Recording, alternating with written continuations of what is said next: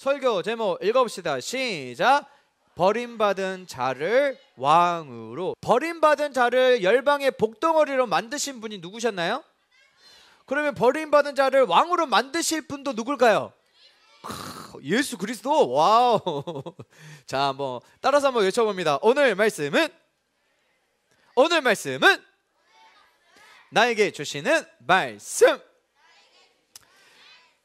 이 공주 이름 뭘까요?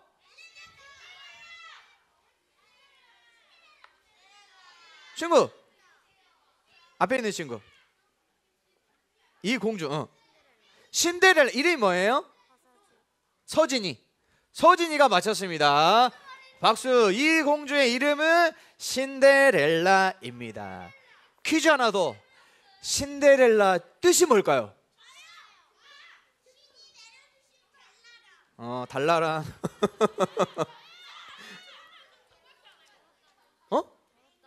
더럽다는 뜻 비슷한데 조금 아니야.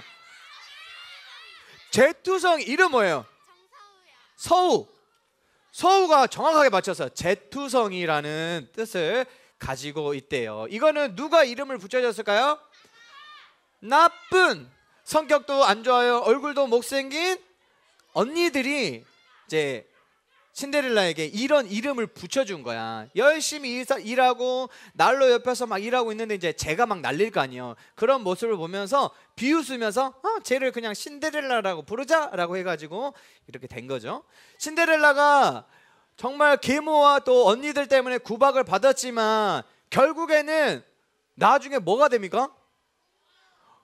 왕비가 되잖아요. 세상에 집에서 구박받고 미움받고 집에서 일만 했던 이 상처투성이 신데렐라가 결국에는 왕비가 되는 놀라운 일이, 이 동화 속에서나 일어날 법한 일이 실제로도 일어났습니다. 오늘 말씀을 보면 실제로 일어났어요. 누구에게 일어났느냐? 바로 다윗에게 일어났어요.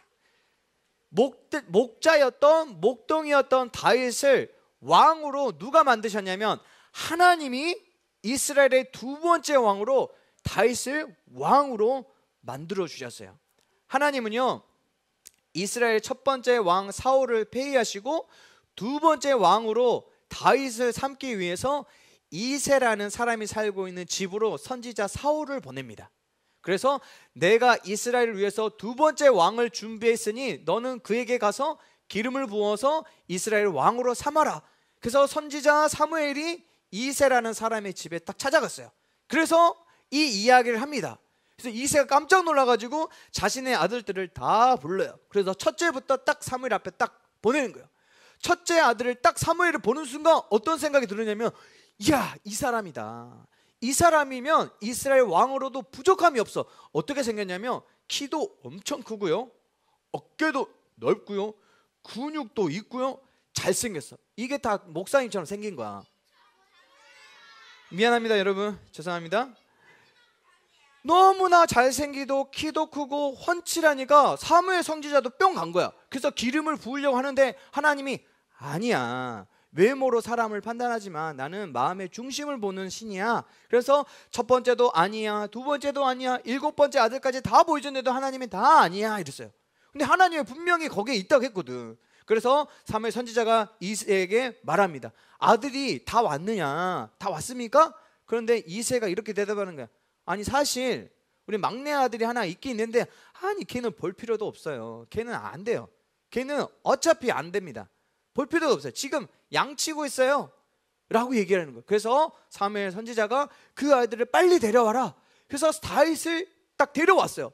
사무엘 선지자가 다윗을 딱 보는 순간 하나님이 딱 말씀하시는 거예요. 이 사람이 바로 그야. 그래서 사무엘이 깜짝 놀라가지고, 이 사람이구나, 이 사람이 하나님께서 정하신 이스라엘 왕이구나 라고 해서 기름을 부어서 이스라엘 왕으로 삼아 주셨어요.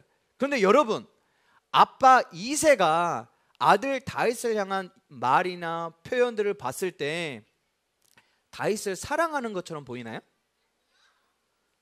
반주 선생님 어디 가셨어요? 반주해주세요. 다윗을 사랑하는 것처럼 보이시나요? 사랑받지 못했어요. 우리 방송실 조명 꺼주세요. 큐. 다윗은 아빠의 사랑을 전혀 받지 못했어요. 다윗이 양을 치고 했다 했잖아요. 이렇게 목자예요, 목동. 그림이 봤을 때는 정말 아름다워 보이잖아요. 푸른 초원 위에 아주 귀여운 양을 치고 행복하게 양을 치고 있는 모습. 근데 실제로 이런 모습이었느냐? 그렇지 않았어요. 이런 모습 아니야. 그 당시 목자는 이런 모습이야. 가까이 가면 냄새 나고. 이때 당시 이스라엘 사람들은요, 가장 천한 직업들 중에 하나가 바로 양을 치는 사람이었어요. 가장 천하게 여기고 사람들이 무시했던 직업이 지금 누구의 직업이에요? 다윗의 직업이에요. 이세의 아들들이 8명이나 있는데 가장 더럽고 하기 싫은 일을 지금 누가 하고 있는 거예요? 막내가 하고 있는 거예요. 막내는 사랑을 듬뿍 받는 사람들이잖아요, 보통. 그런데 아닌 거예요. 왜 그랬을까? 시편 27편의 10절에서 다윗은 이렇게 고백하고 있어요. 내 부모는 나를 버렸습니다. 왜 자신의 부모를 자신을 버렸다고 생각했을까요? 또 시편 69편 8절에 보면요, 저는 친척에게 따돌림 당하고요, 어머니의 자녀들에게 마저 낯선 사람이 되고 말았습니다 라고 고백해요. 어머니의 자녀들? 왜 다윗이 이렇게 고백했냐면요, 다윗의 아빠랑 다윗의 엄마는요, 정상적인 관계에서 서로를 사랑하고 결혼하고 다윗을 낳은 게 아니었어요. 저희 결혼합니다. 많이 와주세요. 결혼식 와서 아이고 축하해요. 행복하게 오래오래 사세요. 다른 사람들에게 막 축하를 받으면서 결혼한 게 아니에요. 나쁜 부적절한 관계를 통해서 그만 다윗의 엄마가 덜컥 임신을 해버린 거예요. 이새에게 이야기를 해요. 제가 임신을 한 것 같아요. 아이고 진짜? 어머 어때? 좋아하는 게 아니라 그러니까 조심하라고 했잖아. 내 앞길 망칠 거야? 다윗이 임신이 됐는데 아기가 다윗이 엄마 뱃속에 생겨났는데 아빠 이새가 전혀 축하해 주지 않아요. 너 말하면 안 돼. 내 앞길 망치지 마. 아빠의 사랑을 전혀 받지 못했어요. 엄마가 다윗을 키웠습니다. 아빠를 만나지 못했어요. 그런데 엄마가 돌아가 버렸어요. 이제 다윗은 어쩔 수 없이 아빠 이새랑 같이 살았는데 집에를 갔더니 다윗과 첫 번째 부인을 통해서 낳은 형제들이 다 있는 거예요. 그 형제들이 다윗을 인정하지 않아요. 진짜. 야, 너 우리랑 같이 밥 먹지 마. 야, 너 네 방 가서 밥 먹어. 재수 없어. 꼭 저런 게 태어나가지고 저기 무슨 내 동생이야. 형제들이 막 수군수군 대는 거예요. 따돌림 하는 거예요. 얼마나 가정에서 사랑받지 못하고 무시당했으면요, 마을 사람들이 다윗에 대해서 안 좋은 소문을 막 듣는 거예요. 다윗은 마을에서 어떤 사람이 물건을 잃어버렸어요. 누가 잃어버렸을까? 그러면 쉽게 이거 다윗이 훔쳐간 거 아니야? 그럼 다윗의 형제들이 아빠가 아이고 우리 아들 그런 거 안 합니다. 내 동생 그런 거 안 해요 라고 변호해 줬는데 맞아요. 우리 다윗이 훔쳐갔을 거예요. 쟤는 그러고도 남을래요. 그래서 마을 사람들이 자신의 아들 딸들을 교훈하고 훈계할 때 너희는 절대로 다윗처럼 살면 안 된다라고 말할 정도였어요. 아까 다윗이 직업이 뭐였어요? 양을 치는 사람. 아빠나 형제들이 자신의 양을 다윗에게 치도록 맡겼어요. 맡긴 이유가 뭘까요? 양을 잘 돌보아서 새끼도 많이 나서 부자가 되어라 라고 했을까요? 그렇지 않았어요. 양을 칠 때 여러 가지 위협스러운 동물들을 만나게 해요. 늑대를 만날 때도 있고요, 사자를 만날 때도 있고요, 곰들도 만날 때도 있어요. 그런 위험스러운 직업이었던 양치는 직업을 다윗에게 맡기는 이유는 그 속마음은 뭐예요? 양치다가 동물이 잡아먹혔으면 좋겠다. 죽어버렸으면 좋겠다. 하나밖에 없는 아빠에게 사랑을 받지 못해요. 물론 엄마는 다르지만 형제들마저 다윗을 무시해요. 다윗의 평생 동안 이 마음에 상처가 있었어요. 아무도 주목하지 않았던 이 다윗을 누가 주목하고 계셨냐면 하나님이 주목하고 계셨어요. 그리고 마침내 다윗을 이스라엘의 왕으로 세워주셨어요. 부모에게 구박받았던, 나쁜 언니들에게 구박받았던 신데렐라가 기적처럼 인생이 변화돼서 왕비가 된 것처럼 그런 일이 실제적으로 일어났어요. 누구에게요? 다윗에게.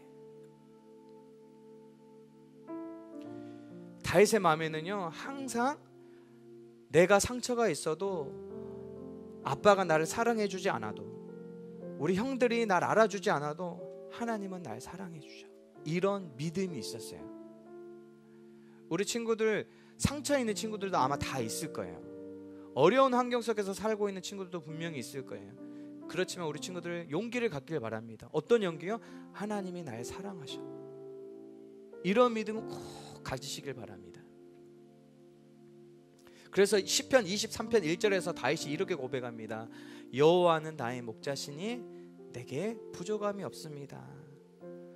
나를 사랑해주는 아빠는 없어도, 나랑 놀아주고 나와 함께 해주고 나의 편이 되어주고 나와 이야기해주는 형제들은 없어도 하나님이 나와 함께 하시니 저는 부족함이 없습니다 라고 고백했어요. 하나님이 이 마음을 보신 거예요.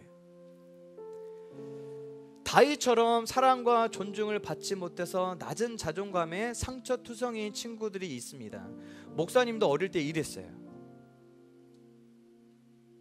근데 다윗을 만지시고 다윗의 인생을 아주 아름답게 반전시킨 하나님이 목사님에게도 그렇게 해주셨어요. 목사님의 상처를 만지시고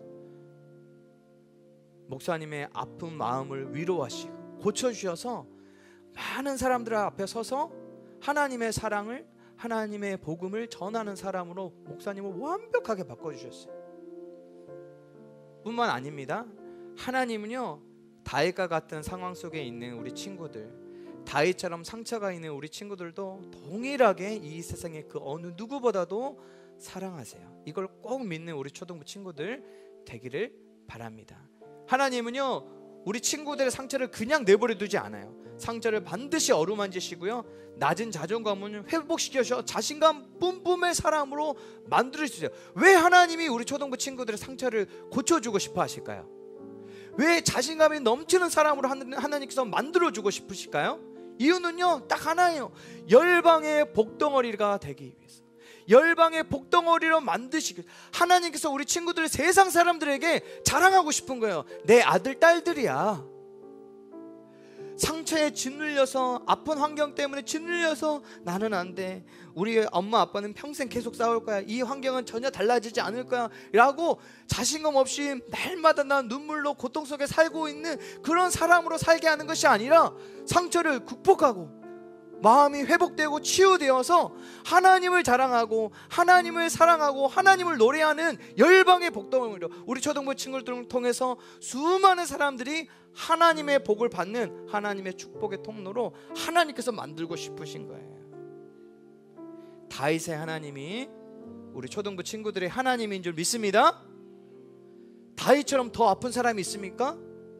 걱정하지 마세요. 하나님이 반드시 치유해 주실 거예요.